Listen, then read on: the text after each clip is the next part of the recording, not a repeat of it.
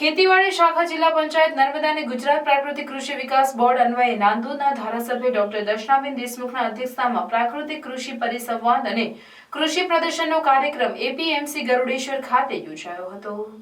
APMC Garudeshwar ખાતે યોજાયેલ પ્રાકૃતિક કૃષિ પરિસંવાદ અને કૃષિ પ્રદર્શનનો કાર્યક્રમમાં ધારાસભ્ય ડોક્ટર દર્શનાબેન દેશમુખે જણાવ્યું હતું કે નર્મદાના ખેડૂતો પ્રાકૃતિક ખેતી તરફ વળ્યા છે અને નર્મદાના કેળા પપૈયાનું વેચાણ વિદેશોમાં થાય છે। ધારાસભ્ય ડોક્ટર દર્શનાબેન દેશમુખ દ્વારા 6 જેટલા પ્રગતિશીલ ખેડૂત મિત્રોને પ્રશસ્તિપત્ર એનાયત કરી સન્માનિત કર્યા હતા અને બેસ્ટ ફાર્મ્સ એવોર્ડ અને 10,000ના ઇનામો આપી સન્માનિત કરાયા હતા। આ પ્રસંગે નાંદોદ, ગરુડેશ્વર અને તિલકવાડા તાલુકાના ખેડૂત મિત્રોએ મોટી સંખ્યામાં પ્રાકૃતિક કૃષિ પરિસંવાદમાં ભાગ લીધો હતો અને પ્રગતિશીલ ખેડૂતોએ પોતાના અનુભવો રજૂ કર્યા હતા। આ પ્રદર્શનમાં મિલેટ વર્ષમાં નર્મદાના ખેડૂતોએ ઉત્પાદિત કરેલ જાડા ધાન્યના નમૂનાઓ મુકાયા હતા।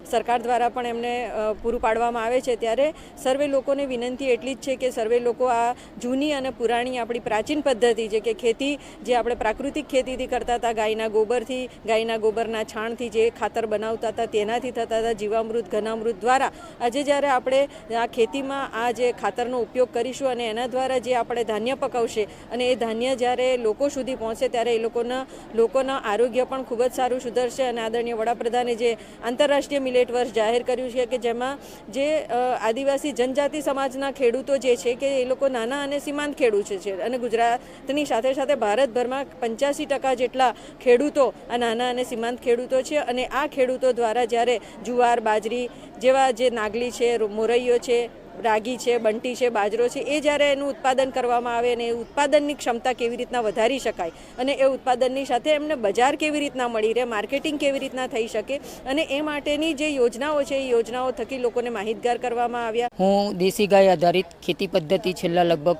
4-5 વર્ષથી કરું છું। હાલમાં મારા ખેતરમાં દેશી પદ્ધતિથી કેળ પપૈયા અને શાકભાજીમાં રીંગણ, તુવેર અને ટામેટાની ખેતી કરેલી છે। દેશી ગાય આધારિત પ્રાકૃતિક ખેતીથી અમારી ખેતી ખર્ચનો એકદમ ઘટાડો થયો છે અને આવકમાં ઘણો વધારો થયો છે। હું આ માધ્યમથી દેશી ગાય આધારિત પદ્ધતિથી લોકોને એવી અપીલ કરવા માગું છું કે આ પદ્ધતિ અપનાવે।